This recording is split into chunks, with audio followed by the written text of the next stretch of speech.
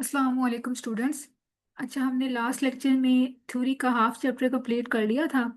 तो आज हम इसको कंटिन्यू करते हैं और आज इसको कंप्लीट कर लेंगे हम। तो यहाँ तक हमने पढ़ लिया था, इसके जो स्टेप्स थे, स्टेप्स ऑफ थ्योरी डेवलपमेंट। आज हम कंटिन्यू करते हैं वहीं से।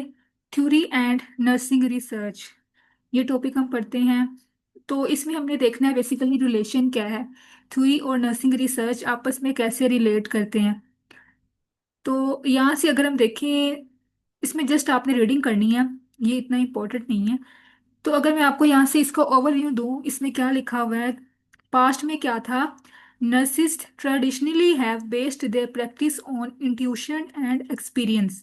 पास्ट में क्या होता था कि जो नर्सिस की प्रैक्टिस है ना, वो किसके ऊपर बेस करती थी, इंट्यूशन के ऊपर और एक्सपीरियंस के ऊपर। ठीक है।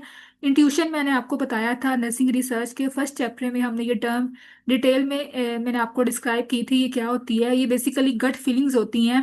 इसमें कोई लॉजिकल रीजनिंग नहीं होती, कोई साइंटिफिक रीजनिंग नहीं होती।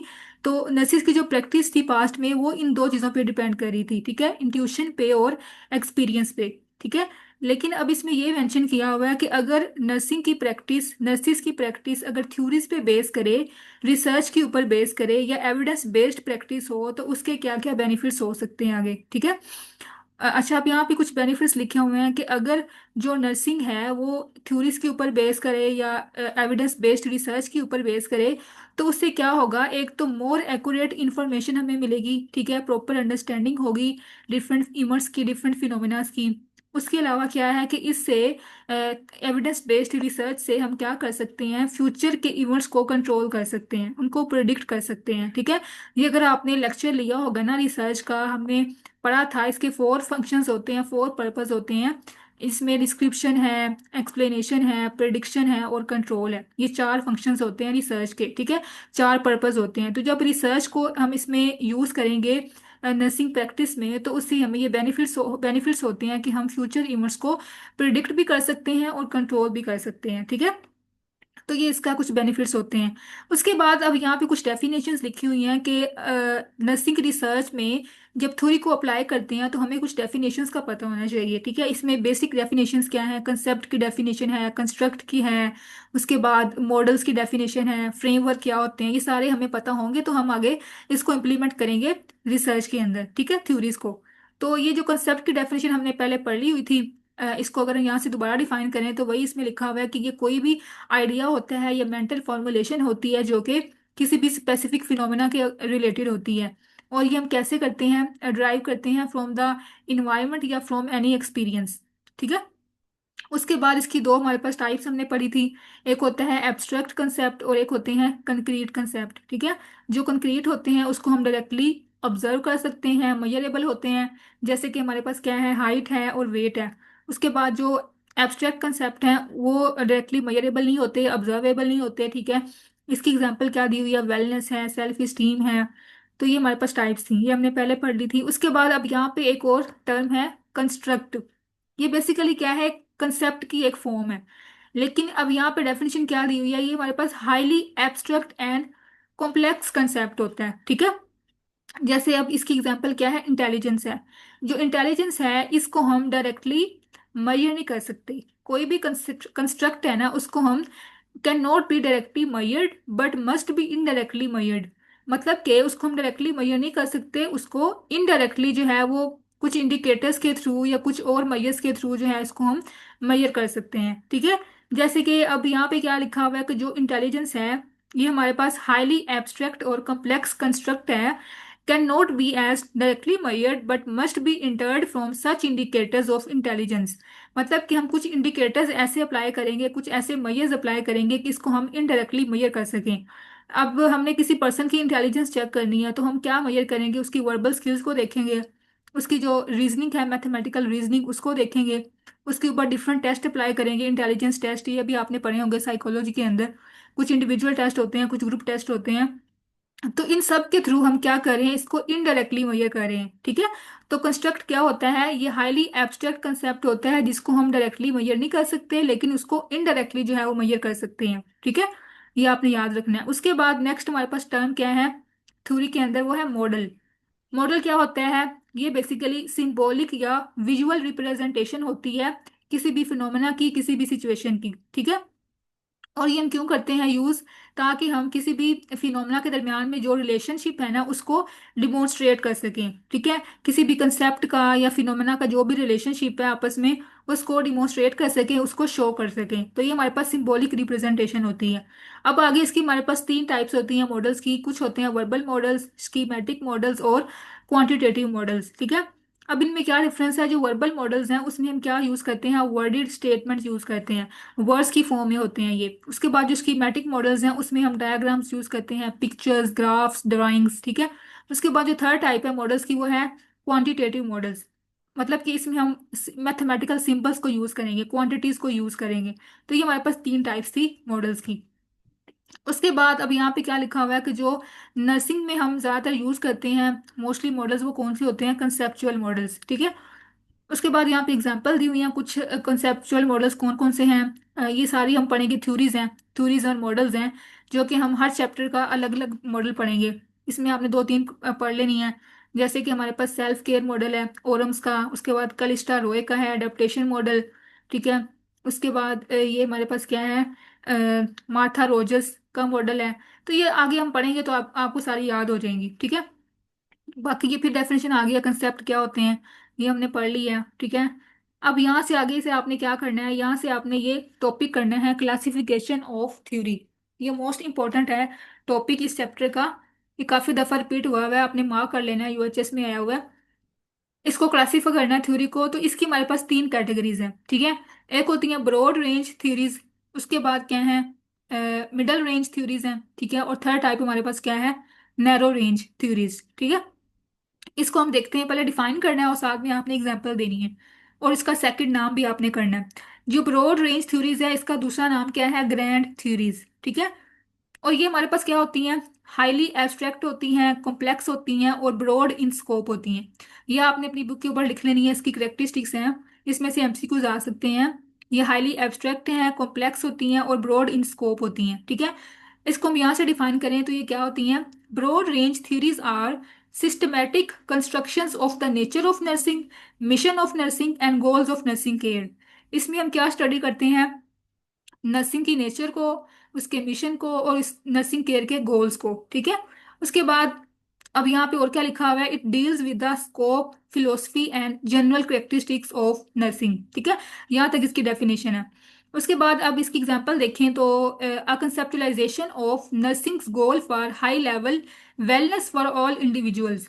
मतलब कि इसमें अब ब्रॉड लेवल पे जो हम स्टडी कर रहे हैं, जिसको हम कंसेप्ट को जो है ना मैयर कर रहे हैं, अब ये क्या है? नर्सिंग गोल होता है वेलनेस को प्रमोट करना, ठीक है।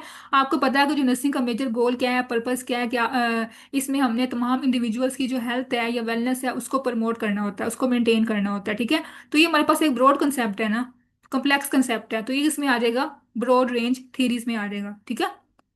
ये इसकी एग्जांपल है। उसके बाद यहाँ बताया हुआ है कि कौन कौन से ऐसे मॉडल्स हैं, कौन कौन सी ऐसी थ्योरीज हैं जो कि ग्रैंड थ्योरीज में आती हैं, जो कि आगे हम पढ़ेंगे। तो यहाँ से भी आपने दो एग्जांपल कर लेनी है। ये मोस्ट कॉमन क्या है? सेल्फ केयर थ्योरी है ओरम की, ठीक है। Oram self care deficit theory है। उसके बाद रोजर्स की थ्योरी आप कर लो, यूनिटरी ह्यूमन बींग्स की थ्योरी है इसकी। ये दो एग्जाम्पल आप यहाँ से कर सकते हैं। उसके बाद जो सेकंड टाइप है इसकी थ्योरीज की वो है मिडल रेंज थ्योरीज, ठीक है। इसका दूसरा नाम क्या है? Mid range theories. और इसका जो स्कोप होता है ना वो नैरो होता है as compare to broad range theories, ठीक है।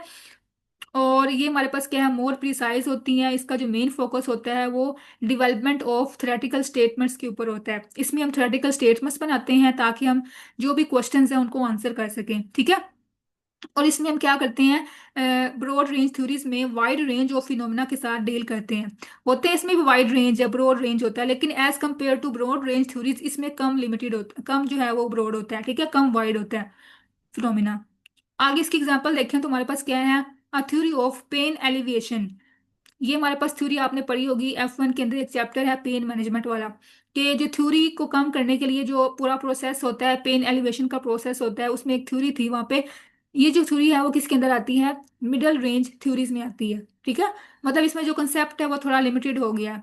जो इसकी था ना, इसमें हाईली ब्रॉड था, इसमें कम ब्रॉड है, ठीक है। क्योंकि इसमें हम बात करते हैं ओवरऑल वेलनेस की बात कर रहे हैं, ब्रॉड फिनोमेना की बात कर रहे हैं, लेकिन इसमें अब क्या है? एक स्पेसिफिक फिनोमेना आ गई है ना, पेन एलिवेशन आ गई है। तो जो इसकी थ्योरी है वो इसके अंदर आती है मिडल रेंज थ्योरीज के अंदर, ठीक है। ये आपने इसकी एग्जांपल कर लेनी है, पेन एलिवेशन थ्योरी। उसके बाद अगर हम देखें नर्सिंग थ्योरीज में कौन कौन सी एग्जांपल आती हैं, तो ये आपने मॉडल पढ़ा होगा टीचिंग लर्निंग में, हेल्थ प्रमोशन मॉडल, ये इसके अंदर आता है। उसके बाद ये आगे हम पढ़ेंगे इसी बुक में, लनिंगर की एक थ्योरी है कल्चर केयर थ्योरी, ये भी इसके अंदर आती है, ठीक है, मिडल रेंज थ्योरीज में। तो आपने दो एग्जांपल यहाँ से कर लेनी है। उसके बाद जो थर्ड हमारे पास कैटेगरी है वो है नैरो रेंज थ्योरीज, इसका दूसरा नाम क्या है, माइक्रो थ्योरीज। और इसमें जो फिनोमेना हम डिस्कस करते हैं वो लिमिटेड रेंज का होता है, ठीक है। लिमिटेड रेंज का फिनोमेना होता है नैरो रेंज थ्योरीज के अंदर।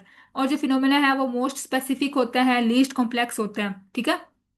बाकी इसकी एग्जांपल हम देखें तो इसमें जो एग्जांपल दी हुई है, theory of neural conduction of pain stimuli, मतलब जब पेन स्टिमुलाई आता है तो उसकी क्या कैसे कैसे ट्रांसमिशन होती है, कैसे कंडक्शन होती है, पूरा प्रोसेस कैसे होता है, ये थ्योरी जो है वो किसके अंदर आती है, नैरो रेंज थ्योरीज के अंदर आती है, ठीक है। ये आपने एग्जाम्पल कर लेनी है। तो यहाँ तक हमारा था इंपॉर्टेंट ये वाला क्वेश्चन। आगे हम देखें तो यहाँ पे अब ये कुछ हमारे पास है पैराडाइम, ये कुछ ऐसे कंसेप्ट हैं जो कि हमने हर चैप्टर में हर थ्योरी में अप्लाई करने होते हैं। ये हमारे पास फोर नर्सिंग पैराडाइम है, कौन कौन से हैं, person, environment, health and nursing. अब ये आपको आगे समझ आ जाएगी कि जब हम हर थ्योरी पढ़ेंगे ना डिफरेंट थ्योरीज के अकॉर्डिंग, तो उसने हर थ्योरिस्ट ने क्या किया हुआ है, इन चारों को डिफाइन किया हुआ है अपनी थ्योरी के अंदर। पर्सन क्या है, इन्वायरमेंट क्या है, हेल्थ क्या है और नर्सिंग क्या है, ये चारों जो है पैराडाइम वो डिफरेंट है हर थ्योरिस्ट के अकॉर्डिंग, ठीक है। ये हम सारी सबकी डेफिनेशन अलग अलग करेंगे। उसके बाद अब यहाँ पे क्या है टॉपिक अगला आपका, purpose of theory in a nursing research, ठीक है। पहले हमने पढ़ा था कि सिंपल पर्पसेस क्या होते हैं थ्योरी के, लास्ट लेक्चर में। तो अब हमने देखना है कि नर्सिंग रिसर्च में थ्योरी का क्या पर्पस है, ठीक है। तो अगर हम यहाँ से देखें, theory gives purpose and direction to a research study through the entire research process, मतलब जो भी हमने रिसर्च प्रोसेस करना होता है पूरा, उन सब में हमें जो थ्योरी है वो गाइड करती है, हमें डायरेक्शन प्रोवाइड करती है, ठीक है। पहला इसका ये पर्पस है। दूसरा क्या है, theory guides the research from the initial statement of the research problem through the analysis of data, मतलब कि अब जो रिसर्च प्रोसेस होता है पूरा वो आपको पता है कहाँ से स्टार्ट होता है, प्रॉब्लम स्टेटमेंट से स्टार्ट होता है। पहले हमारे पास कोई प्रॉब्लम स्टेटमेंट होती है, उसके बाद हम पूरा प्रोसेस अप्लाई करते हैं और लास्ट में हम क्या करते हैं, एनालाइज करते हैं डाटा को, एनालिसिस के बाद जो है वो हम रिजल्ट्स निकालते हैं, ठीक है। तो ये पूरा प्रोसेस जो होता है ना, from the statement of problem से लेकर एनालिसिस तक, इन सब में हमें ये गाइड करती है थ्योरी, ठीक है।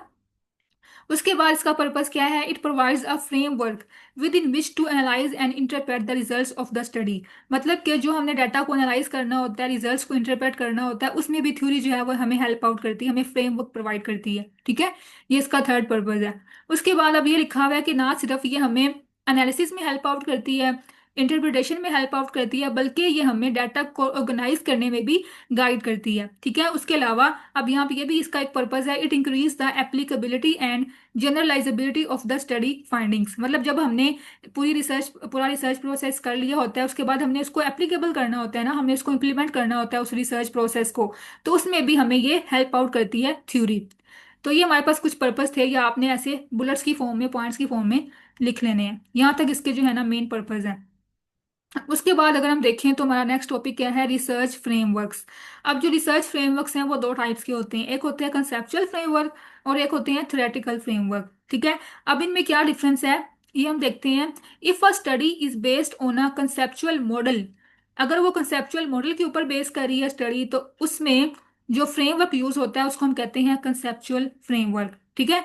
लेकिन अगर एक थ्योरी जो है या एक स्टडी जो है वो थ्योरेटिकल बेसिस पे है, या उसकी जो बेसिस है वो क्या कोई थ्योरी है, किसी स्पेसिफिक थ्योरी पे वो बेस कर रही है स्टडी, तो उसमें जो फ्रेमवर्क यूज होगा उसको हम कहेंगे थ्योरेटिकल फ्रेमवर्क, ठीक है।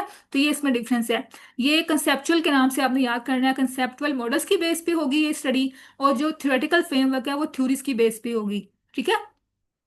उसके बाद आगे हम देखें तो यहाँ पे अब दो टाइप्स दिए हैं, चिन एंड क्रैमर, ये एक साइंटिस्ट है, एक थ्योरिस्ट है, जिसने दो टाइप्स को एक्सप्लेन किया है, रिसर्च की है। वो कौन कौन सी हैं, एक हमारे पास क्या है, आइसोलेटेड रिसर्च, ठीक है। और दूसरी हमारे पास क्या है, ये आगे हम देखते हैं, ये आगे इसकी दो टाइप्स हैं आइसोलेटेड रिसर्च की, ठीक है।